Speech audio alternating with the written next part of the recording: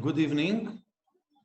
I did not think that I will have to do it by myself today, but the circumstances are such that the Mecca part 2, I will have to do it again by myself.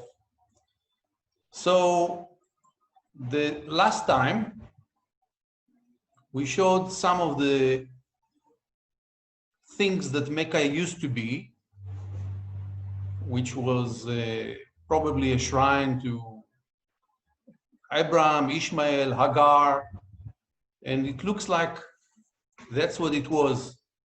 But now we want to go to the part 2, and there's a lot of things to cover. So I'm going to cover as much quickly as I can, but then afterwards, you will ask so many questions, and I'm not going to answer it immediately. I'm just going to collate all the questions and then make a YouTube video that answers all these questions. So we know that the prayer was changed. Even Mr. Dan Gibson, with his research, showed that the qiblah was changed. The thing is, we don't know when and how and why. So let's start. So we said that Dan Gibson showed that the qiblah, which is again Kabbalah in Hebrew, which means reception, it was changed. And then it's not so clear as to the timing of the change. Now, the first thing is an inscription that was made and was found in the Hijaz. And this is from the website Islamic Awareness. And the inscription says that the Mecca Mosque, the Masjid Al-Haram, was rebuilt in the year 78 after Hijrah. Now, this thing is contested by different scholars. Some will say that it was rebuilt. Of course, if the Islamic believers would say that it was rebuilt because it comes to the year 698 or something like that. But I will stick to what I said before, that the time that the Islamic calendar was counted was from 750. And that can be shown in the Dome of the Rock, that the Al-Mamoun name is written there and it says 72, and it never says after Hijrah, it says year 72. And so is here, it says year 78. So the after Hijrah started much later in Islamic tradition, and I will show when. So if we're going according to the counting of 750, which is the start of the Abbasid Caliph, the Imam Muhammad started about 744, but he had afterwards his brother, and then his brother's son, which became the Caliph, and then that started at 750. At 750, they started counting. And then at that time, from that time on until about, you will see, until about around 850, that was the golden age of Islam, which means, they were open. They had all kinds of, they were open to Christians, to Jews, to other people. They built the Beit al-Hikmah, but the main thing that defined them was the Mutazila philosophy, which we spoke about before, which was that the Quran is a man-made thing and can be changed according to logic. And it's not a God-made thing. It's a man-made document.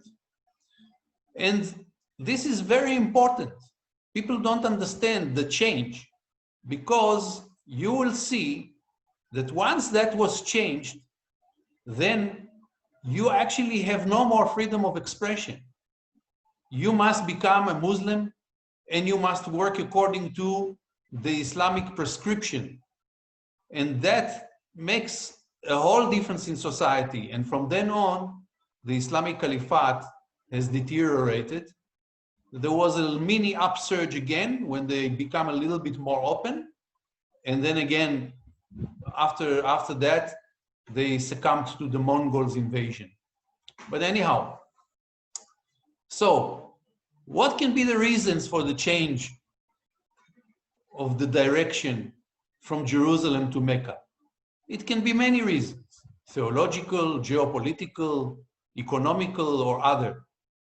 Now, to immediately spot the theological reason is not an easy task, and it's not apparent with the current information, because whoever changed it is not going to tell you that he changed it. He's going to do it in a different way, which you will see.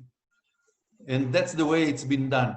So if anyone thinks that he's going to find out why it was changed and somebody wrote him a formula or some hidden document, look, we wanted to change it from Jerusalem to Mecca because of that and that and that. Yeah, he's not going to get that.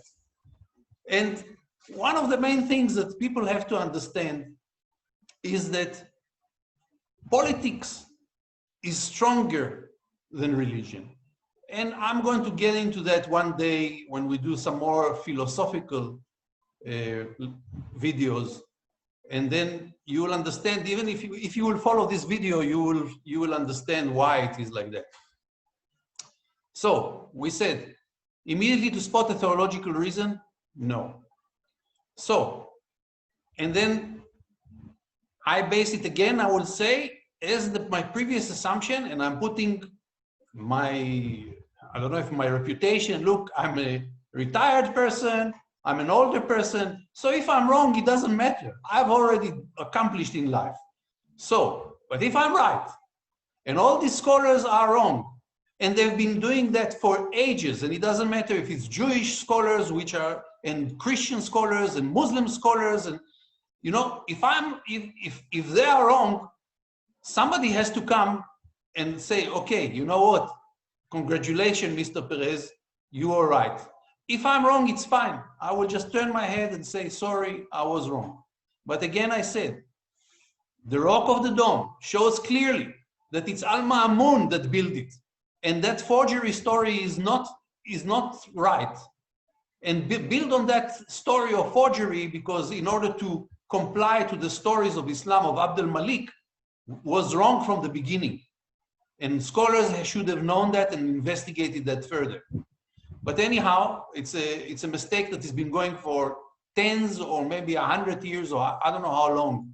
And I think that at some stage, people will realize that it was a mistake. So, now, when I based that thing about Al-Mamoun, it was according to a Christian legend of Bahira, which is in the Islamic stories as well, where Bahira says that the counting of the Caliphate of Islam will start at the time when the Caliph will be from Muhammad's family, and that happened in 750. Now, you know, with legends, like I said before, and prophecies, whoever writes the legend and prophecy, he already knows what he's writing. So he backdates it and he says, no, the Bahira, or whoever it is, didn't know. And Bahira can be just a bogus name of whoever. So whoever wrote this, he knew that they are counting from 750. So that's what I'm trying to say, that these are the things that people are not taking into account. And otherwise, nothing ever corresponds there. If you will start looking and trying to calculate the after Hijra dates, you all the time stumble on problems. And when you find out what I found out, it actually fits, and you will see. So, the change, if my suspicion is right, because Al-Mamoun was building the Dome of the Rock at 822, and he died at 833. So it must be after his death, and possibly, I think it's a bit later. Well, depends what is much later. If it's 10 years, 20 years, I mean, if it's 50 years, it's too late. But I think it's about less than 20 years after his death. And I will show what I mean just now. So he supported the Mutazila philosophy. We spoke about that one. It's a reason that everything is man-made, and then you can change it or correct it. Now, it's difficult to change the whole Quran, so because they believe that it is holy. So they changed it, minor changes all the time.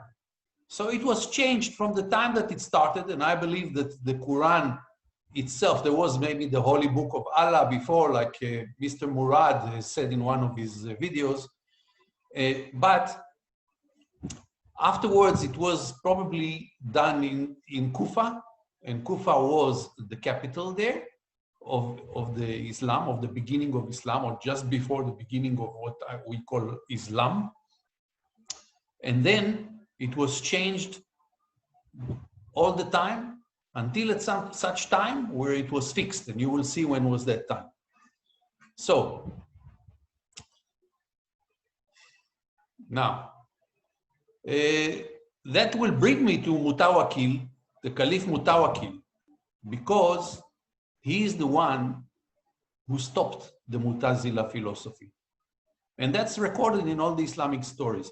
And I can tell you, I might not be able to bring you here, okay, this is from there and this is from here, but I read about 200 million Islamic stories to know that Mutawakil changed the Mutazila and many other things, as you will see. So, one thing to understand is the Caliphate was not always in control of its territory all the time. It's just a myth that they tell you, okay, this was the Abbasid, it controlled so much over so many years, and so it's not. It controlled, yes, but it had many rivals and all the time wars, and many times it didn't control all its territory. And sometimes it would nearly even lose its territory, as you will see now. And eventually, when the Mongol invasion came, they actually fell completely.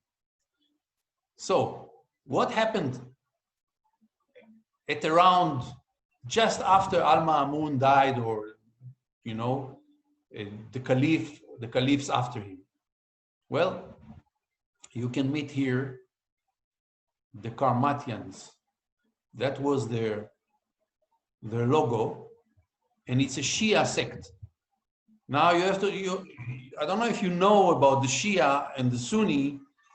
The main thing is that when they did the stories of Islam, okay, then they made like a family tree, you know, and then they said, this is Muhammad's family, that was outside Muhammad's family, these are the Rashiduns, and then they actually, at some stage, the Muhammad grandchildren, Hassan and Hussein, were killed, you know, in the battle with Yazid, and I spoke about Yazid before, which I say that it is a story, and that thing with Hassan, Hussein, and Imam Ali is probably as well. It might be based on some story, but not all the characters of the story are correct, and of course nothing of the real things that happened there is probably not correct. So that caused the problem, because when the Abbasids wanted to rule, they changed the family tree a bit to show that they come as a distant cousins of Muhammad from the same family, because it looks like the story that the grandchildren of Muhammad died was already well established. So what do? You can't change that story. So you add and you say, no, but Muhammad had this person and that person, and then from there we were born, and this is and therefore we, the Abbasids, have all the right in the world to be the guardians of Islam. So let's look at the Kamartians. If you will know, later on, there was something which is called the Ismaili Fatimids, and they were the green flags. And the Abbasids were the black flags. And the Umayyads were the white flag. Now, the Fatimids, the precursors to the Fatimids are the Karmatians, okay? And The Shia means again, Si'a in Hebrew means a party. Babylonian Hebrew again probably was Si'a, Shia, and that's where it comes from. Now, the Shia group of the Karmatians started in Egypt, and it was on a person named Ismail ibn Jafar al-Sadiq. They started gaining ground, and Jerusalem fell under their control. Now you have to look at what happened in the years after to understand that there were a problem already at the time of 846 and so on. Because by 906, they were controlling Bahrain, and it's documented that they were that they managed to even slaughter 20,000 pilgrims as they saw Mecca. They saw Mecca as a superstition and heresy, which means that for them, Jerusalem and Al-Quds was the real place because it's closer to them as well. And okay, so by 1927, the Karmatians were on the outskirts of Baghdad. So they nearly got the Abbasid Caliphates, but the Abbasid Caliphates managed to push them back with the Seljuk army, the Turkish Seljuk army. So there are even reports in the Islamic stories that in 1930, they even stole the Black Stone of Mecca and returned it to the Abbasids for a large sum of money by 1952. And by 1067, they were eventually defeated by the Abbasids with the help of the Seljuk army. The Seljuk army is a Turkish army, and that helped them to defeat them. So they disintegrated, but later on in history, the Fatimids came, and these were the second wave of Egyptian Shia. So you have a Persian Shia, which we will talk a little bit afterwards, and that comes, you know, from Najaf and Karbala, and where mostly Iran is today, but it's actually in Iraq and Iran. So the Arabs, the Shia Arabs that are in Iraq, because Iraq is split, there is Sunni and Shia, and the Shia Arabs that are in Iraq, they have beliefs of the Shia, but they're mainly Arabs, like the Iraqis and the Saudis. And that's why even today, the Shia and the Sunni fightings, if you look at it carefully, it's alongside ethnic lines. So many people think it's theological. Yes, they use the theology, but it's actually Persians against Arabs. That's what it is. But anyhow, so when you look at all these things with the Karmatians, you can understand that the Abbasids could not approach Jerusalem. Jerusalem was out of their hand. Okay? So what did they do? They had to find an alternative. And the alternative was already there because the Mecca Masjid was built at 828, and people probably did go for pilgrimage, but it was like haphazard because there was no manual. And the pilgrimage, you don't know what it was. And I can suspect and speculate again that it was probably based on Ishmael and Hagar, because among the stories you see that it was a favorite place for women, you know, for women pilgrimage, you know, before they have their babies or something like that, you know, maybe to get a blessing.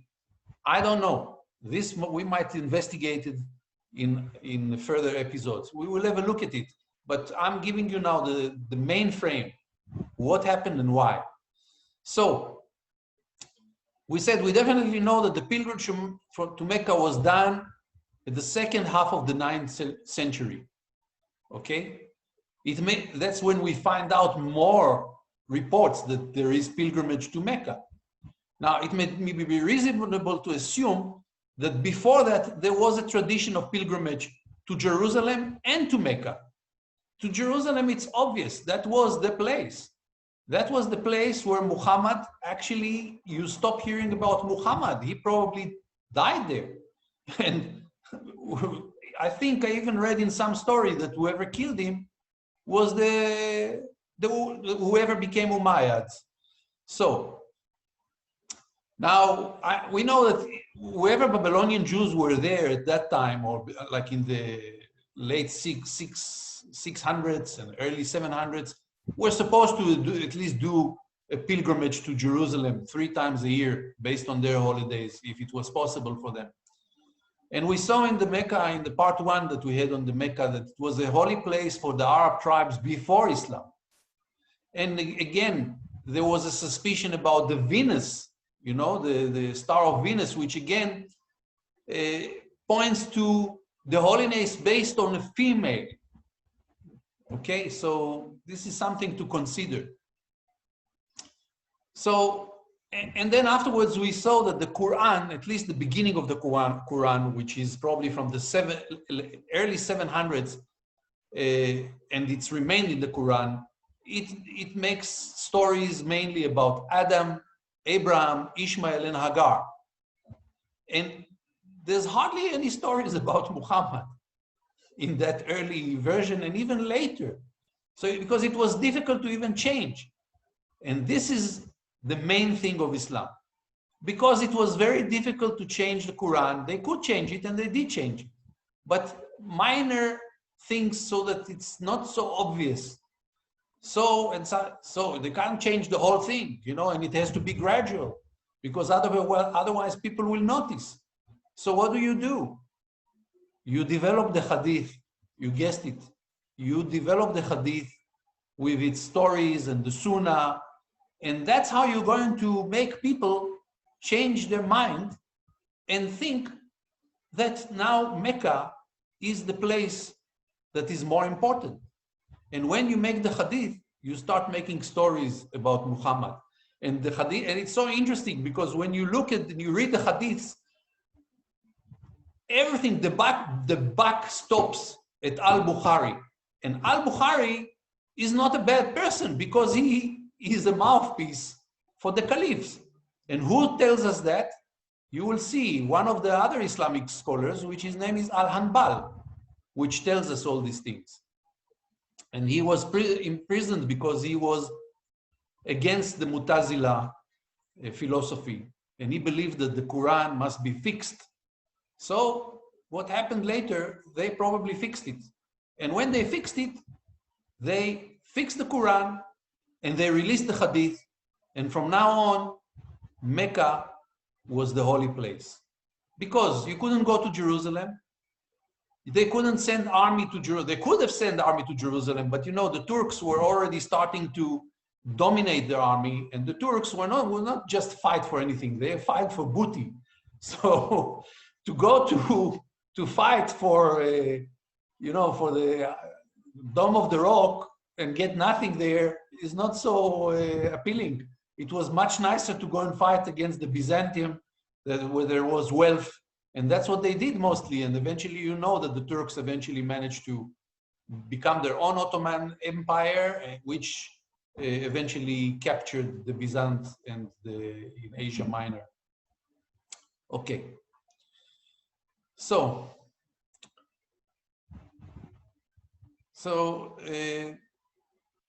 the first Quran probably made at Kufa, that's what I believe, which was the Surah Jewish Academy. And then because it has all the verses which are on the biblical personalities, which we spoke about, Moses, about 69 times, or somebody said to me 169. I think I saw it 69, but anyhow, Muhammad was initially just a prophet, and he was just the last prophet.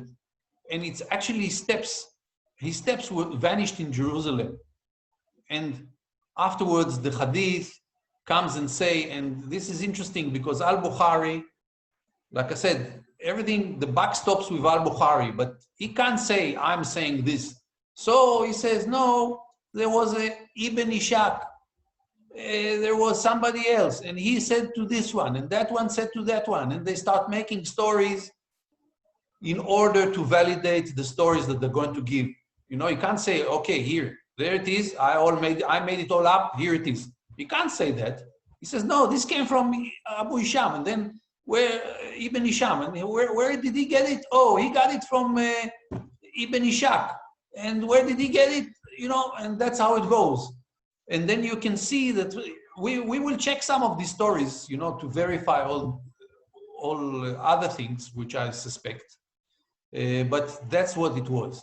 So this is from the website lastdialogue.org. You can see that Muhammad is mentioned only 4 times, and it's mainly quite bland about it. Muhammad is not but a messenger. Messengers have passed on before him. So if he was to die or be killed, would you turn back on your heels, you know, to unbelief? And he who turns back on his heels will never harm Allah at all, but Allah will reward the grateful. And there's some repeats here, and then and that's it. There's not much about Muhammad, but the hadith is full of stories on Muhammad. So let's look at the geopolitical reasons again.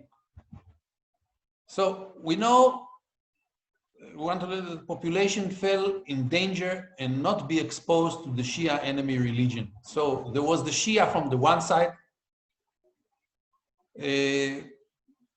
and then there was the Persian Shia from the one side, and the Egyptian Shia from the other side, which we spoke about, the Qamaritans.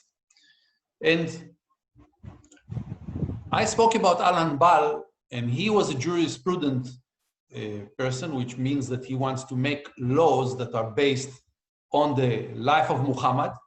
So he might have had a lot of in that, you know, histories about it. And it looks like he was released by Al-Mutawakil when Al-Mutawakil became a caliph.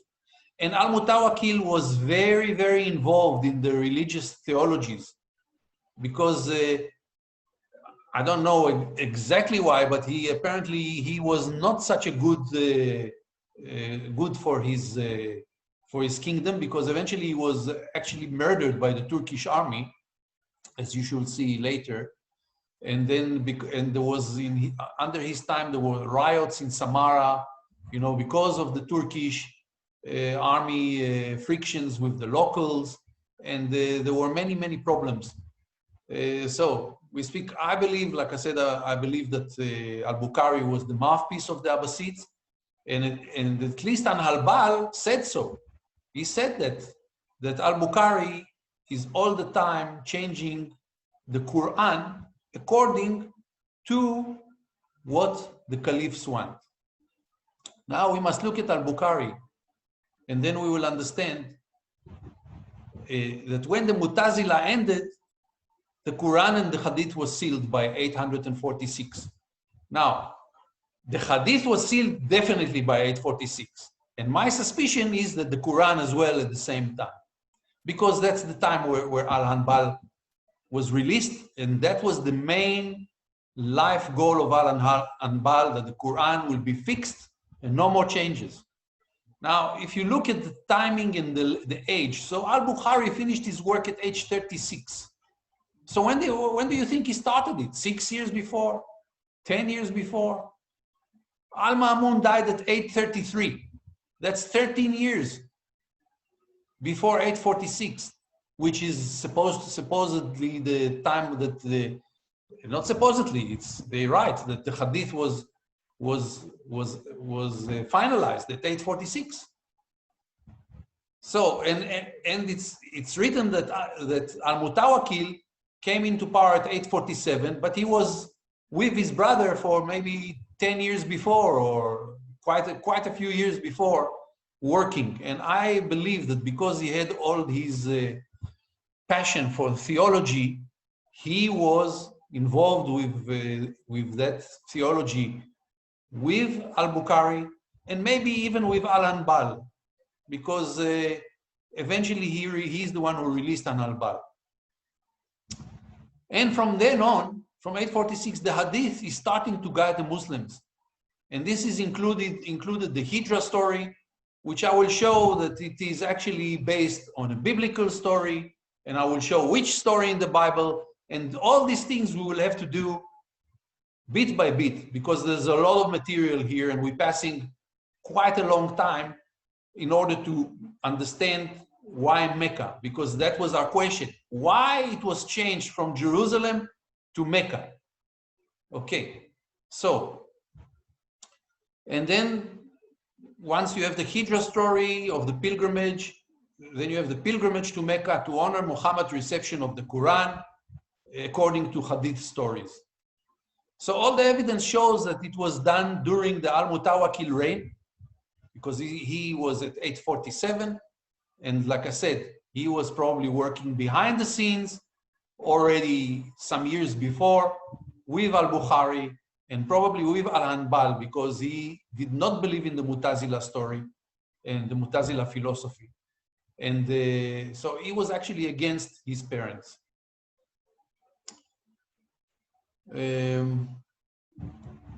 Okay. Now, what are the benefits of this change and what were the disadvantages? There are many benefits and disadvantages which we can discuss, but the main one is, first, you have a Quran which is fixed. So there's no ambiguity about it, but there is a disadvantage that there's no more freedom of expression, and that will go a long way, and you will see what happened when Al-Mutawakil came through.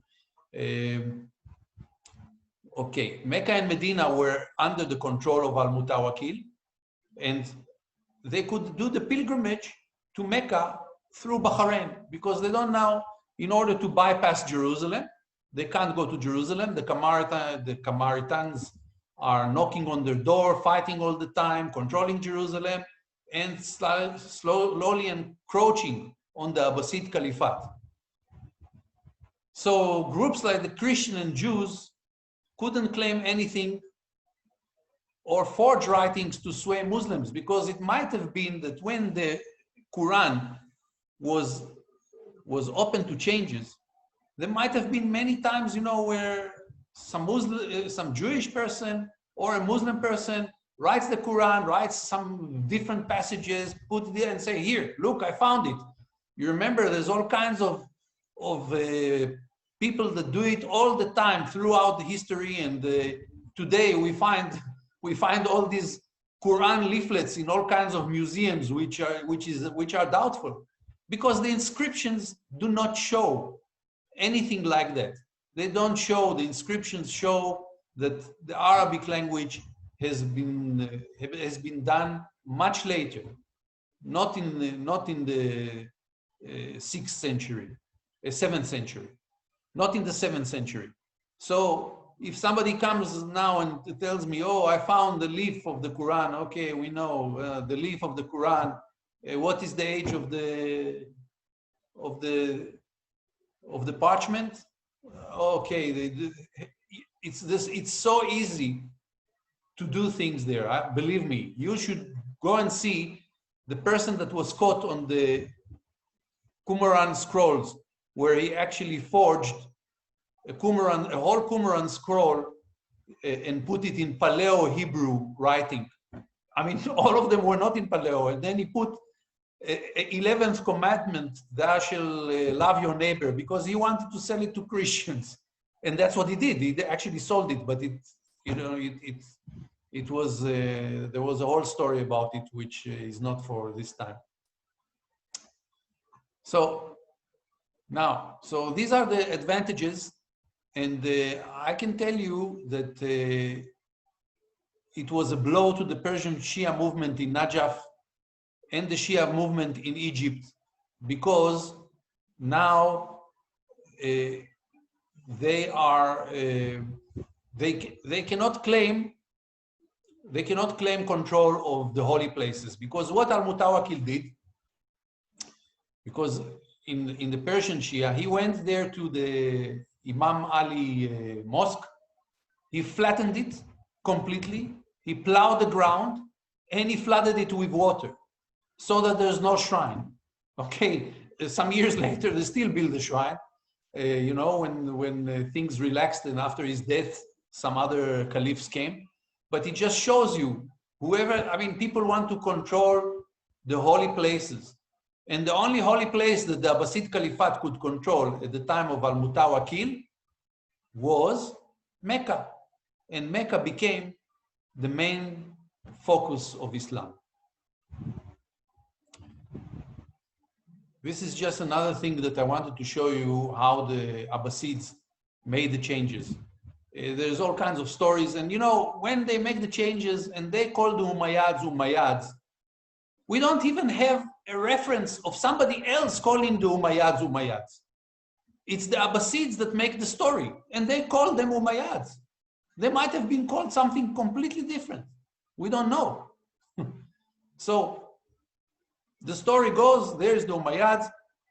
If you will look at the story of the Umayyads, you will see here that when they make the story, they always want to give themselves the good side. And here, they come from the Hashim. Hashim is probably from the Semite, okay, or Hashem, you know. Hashem in Hebrew, many times they speak about Hashem as a name of God, because not to say the name of God, they say Hashem, okay? And then, who does the Umayyads come from? From Abd Shams, the servant of the sun. Okay, so here we are the holy ones, and then there's Muhammad, and he was married to Khadijah, and here Hussein and Hassan, these are the ones that were murdered by Yazid, and therefore, in order for us to control, we actually from the same family of Muhammad, okay, and there we go, here we are, and there we are, and there we are, the Abbasids. So Muhammad was our first Imam, which is connected to Muhammad, and his brother's descendant became the Caliph. And then we start with the Abbasid. Now, one of the things that is interesting is the opposites, because the Shia, of course, were as well dealt with a heavy hand by Al-Mutawakil, and of course he changed. I'm speaking about the Persian Shia, because he was fighting the Karamatians, which are the Egyptian Shia, and not with too much success, because he was actually murdered by his own Turkish army, because he had many, many enemies. He was making problems to the Jews, to the Christians. He changed the laws. He put the dhimmi laws on them. He abolished the Hikmah, the house of wisdom. He abolished the Mutazila. He did many, many things that were against openness and much more hard-handed, and he was opulent. He actually built about 20 palaces. So you can understand what type of a person he was. So the Shia, the historian Shia, Yaqubi in 874, and this is many times you'll have to know. So many times when you have a story, look at sometimes at the opposite. He's trying to explain the difference between Mecca and Jerusalem. And he says that Abd al-Malik, provisional governor for the region of Mecca and Medina, Abdullah ibn al-Zubair, considered himself independent and defied the authority of the Umayyad Caliph, which was based in Damascus, and to dissuade people from traveling to Mecca for the Hajj. And then what he did is he built the Dome of the Rock. He built the Dome of the Rock. So you can see another twist. Just look at the opposite. So he says, the annual event of Muslim pilgrimage, Abd al-Malik is said to have built the Dome of the Rock. So he said that Abd al-Malik built the Dome of the Rock so that people are not going to go to pilgrimage to Mecca. Okay. Now, because he is a Shia, but from a different Shia, because there's the Egyptian Shia and the Persian Shia. And the Persian Shia were much closer to the Abbasids, which are Sunni, and they had to comply.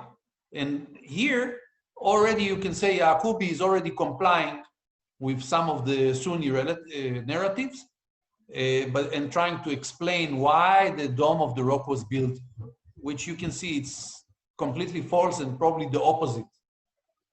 Okay. So that's what, again, according to Yaqubi, who was saying that the intention was to create an object of pity as an alternative to the holy Kaaba in Mecca. And you have to understand that whoever controls the holy places many times wants to show, I have the authority to rule, I control the holy places. And once the Egyptian Shia started controlling Jerusalem, the Abbasids actually had no choice, because the only thing that was in their hand was Mecca. And Mecca was a bit holy, and you can see that even from the previous Islamic stories, they say that Abraham used to ride on the Burak, the same Burak that eventually took Muhammad from Mecca to Jerusalem. Every morning, Abraham took the Burak and traveled to Mecca to visit his second house with Ishmael and Hagar. And then, of course, he would go back with the Burak. Burak is actually Barak in Hebrew, means lightning. And it's, I think, the same in Arabic, if I'm not mistaken. So what I say, it was another way around, but a bit different. Abd al-Malik, maybe he built something in Jerusalem, but it was probably removed. And the magnificent structure of the Dome of the Rock was built by Al-Mamoun, as inscribed inside the Dome of the Rock. And then you can see the inscriptions inside the Dome of the Rock are Kufi style, and they are the Al-Mamoun style. And all the gold coins that you see, all these gold coins are from the Harun al-Rashid times and Al-Mamoun times, because that's when Islam was at its peak. They had a lot of money because of the trades with the Far East and the vast areas of control that they had under their hands. And they were very rich, and they could have built these monumentals like the Dome of the Rock and then the Masjid Al-Haram in Mecca. I just put things because we have, what are the long-term philosophies from this lesson? Well, the one that we spoke about is the freedom of expression, but there's many hidden philosophical lessons in this whole story. And you saw the one which was with the politic interest, and then we saw the ransom of money for the black stone when the Camaratians stole it and then resold it. So, which means they didn't even care about the black stone. They knew that Jerusalem is under their control, and they knew from their point of view it was Mecca was a superstition and a heresy. And if they can steal it and get money out of the Abbasid Caliphates, which that's what they did, then it was good. Yeah, and I think this is the end of this story. You will have many questions. You can send them all. I'm going to look at them, but I'm telling you, I'm going to be quite busy. So what I will do is I will take all these questions, and then I will look at them, and maybe I will make a short video which answers the questions that should be answered. And please, let's try not to be derogatory. Let's stick to the point. Do we want on this channel to discriminate anyone? No. So the stories will be coming on Jewish people, will be coming on Muslim people, and will be coming on Christian people. And whatever belief you have, it's good. You should have your beliefs, and you should carry the good things that the religion teaches you, but you shouldn't be upset if the stories are stories, because people make stories. That's the human nature. And you have to understand that there was no other way at that time to tell people what to do. Most of them were illiterate. They were illiterate, so the way was to make a story, and then somebody that knows how to read reads the story to the clan or to the people or to the group. And he tells them, listen, how is he going to tell them, listen, you mustn't kill this person that stole from you a sheep. So he says, look, there is a story. There is a story of King David that stole a sheep from somebody else. It's actually not King David, but there are stories. And the story says that the moral of the story that God told him, don't kill the person. He should compensate you or do something else, or you take his sheep or you take 2 sheep because he stole one of your sheep, but don't kill him. And that's the main thing of religion, was to try and make people live together. But there's many other things, because once religion is inside, human nature is human nature. And people use religion all the time for their own benefits, if they have a position and things like that. So I hope you enjoyed this video. And then I will speak to you next time. And sorry that this was just on my own, because I did not believe that this video, I'll do it by myself. But this is a story for another time. And whoever understands can understand. The last thing that I wanted to say is that about Muhammad, the evidence about Muhammad is scant, and it comes normally from the Christian literature, where they say it's Mehmad and so on, or Mahmad. And then it became Muhammad later on for theological reasons. And I will explain in the coming videos, when we will talk about Muhammad and so on, why it was changed from Mahmad to Muhammad and when it was changed. And this is important as well, when, why, and when. And then my statement is, you can never know if Muhammad was a Ta'i or an Abbatian or whatever, because you fall into the stories, again, stories that were not, can never be confirmed. And sometimes you go to a Christian document and you say, oh, look, here they say something about Muhammad. Then you go to the Muslim document and say, oh, here they say something similar. So it must be the same. But no, it's not. Because sometimes the Islamic story might be repeating the Christian story, or the Christian story might be repeating the Islamic story, because, you know, they capture documents, they see, and whatever suits them, they put into a story, and whatever doesn't suit them, they don't put into a story. So if somebody thinks that Muhammad was Ibn Abu Kibsha, son of the father of the sheep, he must be joking, man. If I was a Muslim, I would laugh my pants off, I mean, from that thing. And his son is as well a pharaoh of a sheep. You must be joking. That you can't take that seriously. And if it was like that, and it is derogatory term, and there are derogatory terms, you must start trying to think, why are there derogatory terms in the stories of Islam? Maybe they took it from somewhere else, and they didn't even realize that they are actually holding a derogatory story. On that note, I'm going to say goodbye to all of you. Thank you for listening to my channel. I hope you spread the message, because it looks like now I'm on my own. So the more friends, the more subscribers, the better. And then the one last word I want to say is that I am looking for somebody that can make videos with me. So send me your suggestions, send me your emails, and tell me what is your background. Maybe we can do movies, videos together with discussions. You have to have good knowledge. I'm speaking about knowledge about history and archaeology, and I'm not looking for imaginary type things. You can see I'm trying to stick to history, proper history, and analyze it. Archaeology, I try to look at political circumstances, at geographic circumstances, at many things that can validate the story on a logical form. Not some,